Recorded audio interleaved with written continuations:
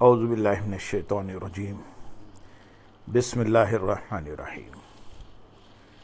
برادران عزیز و معزز خواتین، آج کی اس نشست میں جو پچھلی دو نشستوں کا تسلسل ہے، روزہ اور اعتکاف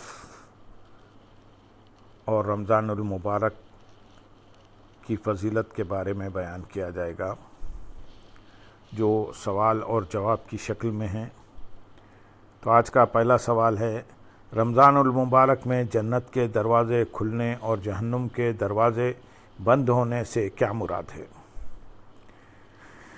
جواب، حضرت ابو ہریرہ رضی اللہ تعالیٰ عنہ سے مروی ہے کہ حضور نبی اکرم صلی اللہ علیہ وسلم نے ارشاد فرمایا، جب رمضان شروع ہوتا ہے تو آسمان کے دروازے کھول دیے جاتے ہیں، اور ایک روایت میں ہے کہ جنت کے دروازے کھول دیے جاتے ہیں اور جہنم کے دروازے بند کر دیے جاتے ہیں اور شیطان جکڑ دیے جاتے ہیں۔ اس حدیث مبارکہ کی روشنی میں جنت کے دروازوں کا کھولا جانا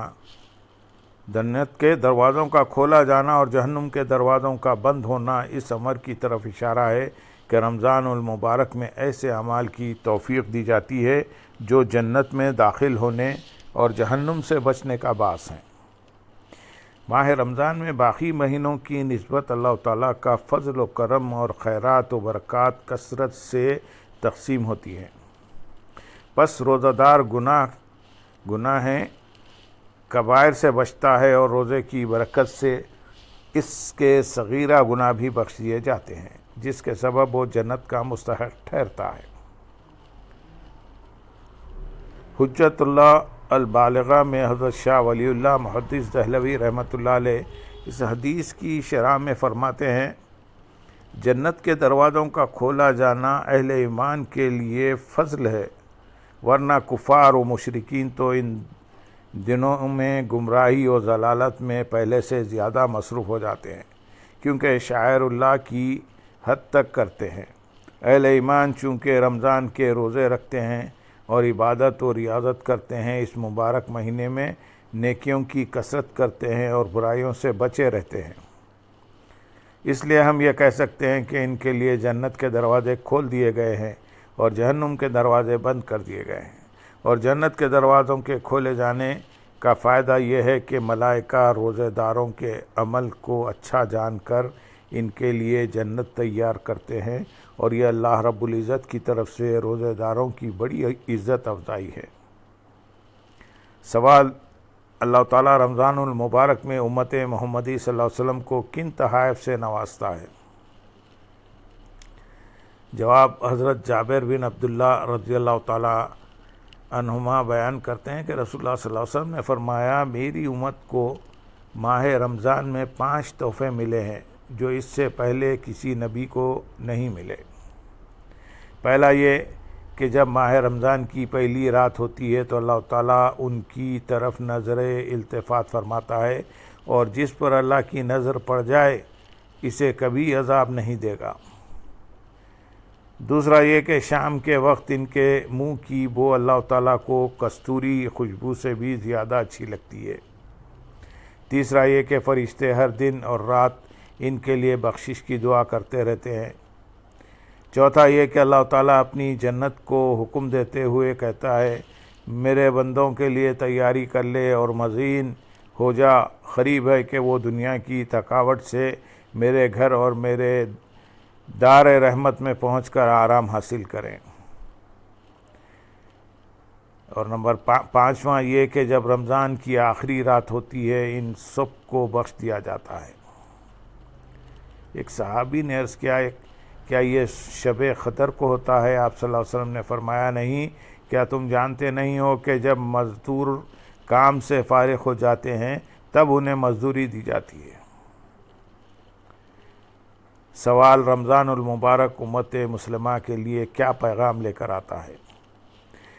جواب، رمضان المبارک امت مسلمہ کے لیے یہی پیغام لاتا ہے کہ ہم جہاں کہیں بھی ہوں ایک دوسرے کے لیے رحمت و شفقت کا پیکر بن جائیں، دوسروں کی ضرورتوں کا بھی اس طرح احساس کریں جس طرح اپنی ضرورتوں کو محسوس کرتے ہیں۔ افسوس کہ کئی صاحب ثروت ایسے ہیں جو روزہ ٹھنڈے دفاتر، ایئر کنڈیشن گھروں اور گاڑیوں میں گزار کر شام کو انواع و اقسام کے کھانوں، رنگا رنگ پھلوں اور نو بنو مشروبات سے چنے ہوئے دسترخوان پر بیٹھتے وقت باہر گلیوں اور سڑکوں میں بیٹھے ہوئے غریب و مفلس روزے دار مسلمان بھائیوں کی ضرورتوں کا احساس بھی نہیں کرتے۔ عین ممکن ہے کہ ہمارے پڑوس میں کوئی خالی پیٹ پانی کے گھونٹ سے روزہ رکھ رہا ہو اور شام کو افطاری کے وقت کھانے کے لیے کسی کے ہاتھوں کی طرف دیکھ رہا ہو۔ لہذا رمضان المبارک ہمیں اپنے نادر مفلس فاقہ کش تنگ دست مسلمان بھائی جن کے پاس اتنی طاقت نہیں کہ وہ لباس و طعام خرید کر اپنا اور اپنے بچوں کا تن ڈھانپ سکیں اور ان کا پیٹ پال سکیں، ان کی ضرورتوں کا خیال رکھنے کی تعلیم دیتا ہے۔ اس کے ساتھ ساتھ ماہ رمضان ہمیں ریاکاری، غیبت، عیب جوئی، مکر و فریب، بغض و حسد اور جھوٹ جیسے بے شمار معاشرتی اور روحانی امراض سے بچانے کی تربیت بھی کرتا ہے۔ سوال: رمضان المبارک میں قیام اللیل کی فضیلت کیا ہے؟ جواب: رمضان المبارک میں قیام اللیل کو بہت اہمیت و فضیلت حاصل ہے۔ حضور نبی اکرم صلی اللہ علیہ وسلم کا معمول مبارک تھا کہ آپ صلی اللہ علیہ وسلم رمضان المبارک کی راتوں میں تواتر و کثرت کے ساتھ نماز، تسبیح و تحلیل اور قرأت قرآن میں مشغول رہتے۔ حضرت ابو ہریرہ رضی اللہ تعالیٰ عنہ سے مروی ہے، حضور نبی اکرم صلی اللہ علیہ وسلم صحابہ کو فرضیت کے بغیر قیام رمضان کی ترغیب دیتے تھے۔ آپ صلی اللہ علیہ وسلم فرماتے: جس شخص نے ایمان اور احتساب، محاسبہ نفس کرنے کے لیے رمضان کی راتوں میں قیام کیا، اس کے پچھلے سارے صغیرہ گناہ بخش دیے جاتے ہیں۔ ان احادیث مبارکہ سے بخوبی واضح ہو جاتا ہے کہ رمضان المبارک کی راتوں میں قیام کو بہت اہمیت حاصل ہے۔ رمضان میں نماز تراویح بھی قیام اللیل کی ایک اہم کڑی ہے، جسے قیام رمضان سے تعبیر کیا جاتا ہے۔ نماز تراویح کے سبب جتنا قیام اس مہینے میں کیا جاتا ہے وہ سال کے باقی 11 مہینوں میں نہیں ہوتا۔ اس سے منشاء یزدی یہ ہے کہ بندہ رمضان المبارک کی راتوں کو زیادہ سے زیادہ اس کے حضور عبادت اور ذکر و فکر میں گزارے اور اس کی رضا کا سامان مہیا کرے، اس لیے کہ رمضان کی بابرکت راتیں شب بیداری کا تقاضا کرتی ہیں، کیونکہ روایت میں مذکور ہے کہ اللہ تعالیٰ رمضان المبارک کی راتوں کو آسمان دنیا پر نزول اجلال فرما کر اپنے بندوں کو 3 مرتبہ ندا دیتا ہے۔ کیا کوئی سوال کرنے والا ہے کہ میں اس کی حاجت پوری کروں؟ کیا کوئی توبہ کرنے والا ہے کہ میں اس کی توبہ قبول کروں؟ کیا کوئی مغفرت طلب کرنے والا ہے کہ میں اسے بخش دوں؟ رحمت پروردگار رمضان المبارک کی راتوں میں سب کو اپنے دامن عفو و کرم میں آنے کی دعوت دیتی ہے۔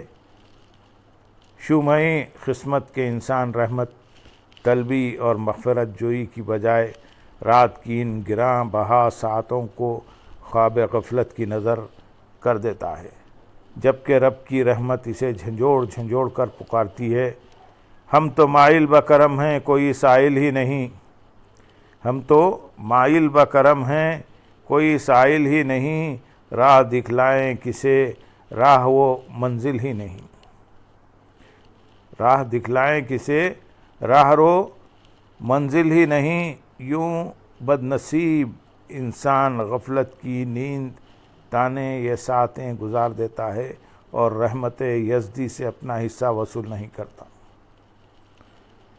اے باری تعالیٰ، اپنے فضل و کرم، اپنی رحمت میں ہم سب کو ڈھانک لیجئے۔